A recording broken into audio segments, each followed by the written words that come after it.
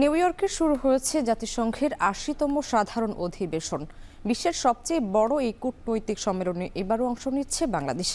জলবায়ু অর্থায়ন, রোহিঙ্গা সংকট, অর্থনৈতিক সংকট ও শান্তি রক্ষায় দেশের অবস্থান নিয়ে আলোচনার পাশাপাশি প্রবাসীদের প্রত্যাশাও রয়েছে এই সফর ঘিরে। বিস্তারিত জানাচ্ছেন আব্দুল আহাদ।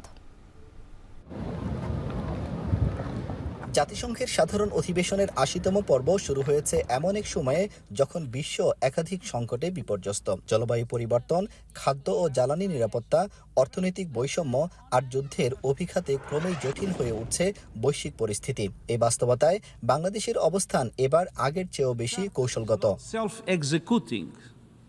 এবারের অধিবেশনে বাংলাদেশের পক্ষ থেকে জলবায়ু অর্থায়নের প্রতিশ্রুতি বাস্তবায়ন, রোহিঙ্গা সংকটের টেকসই সমাধান, অর্থনৈতিক বৈষম্য, ঋণ সংকট মোকাবেলায় বৈশ্বিক সমন্বয় এবং শান্তিরক্ষা মিশনে বাংলাদেশের ভূমিকার আন্তর্জাতিক স্বীকৃতি বিষয়কে সর্বোচ্চ অগ্রাধিকার দেওয়া উচিত বলে মনে করেন বিশিষ্টজনরা।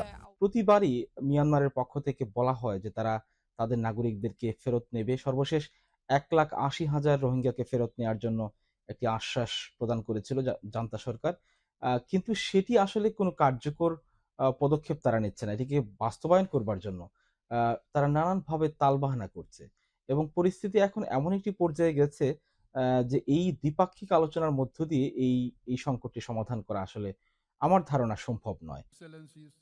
এবারও বিশেষ গুরুত্ব পাচ্ছে রোহিঙ্গা ইস্যু। ৮ বছর ধরে ১১ লাখেরও বেশি রোহিঙ্গাকে আশ্রয় দিয়ে বাংলাদেশ বিশ্বে মানবিকতার উদাহরণ তৈরি করেছে। তবে টেকসই সমাধান ছাড়া এই সংকট কেবল আন্তর্জাতিক নিরাপত্তার জন্যই নয়, দেশের উন্নয়ন কাঠামোর জন্য হুমকি হয়ে উঠেছে। এই বিষয়টি ৩০ সেপ্টেম্বরের রোহিঙ্গা সম্মেলনে সমাধান আসবে বলেও প্রত্যাশা প্রবাসীদের। যেহেতু আলোচনায় বসবেন, আমাদের বাংলাদেশ থেকে তো এটা রোহিঙ্গাদের প্রত্যাবর্তন করার জন্য বারবার বলা হচ্ছে, কিন্তু কালক্ষেপণ করা হচ্ছে, সেটা কোনো উদ্যোগ নেওয়া হচ্ছিল না। আমি আশাবাদী যে এবার একটা উদ্যোগ নেওয়া হবে।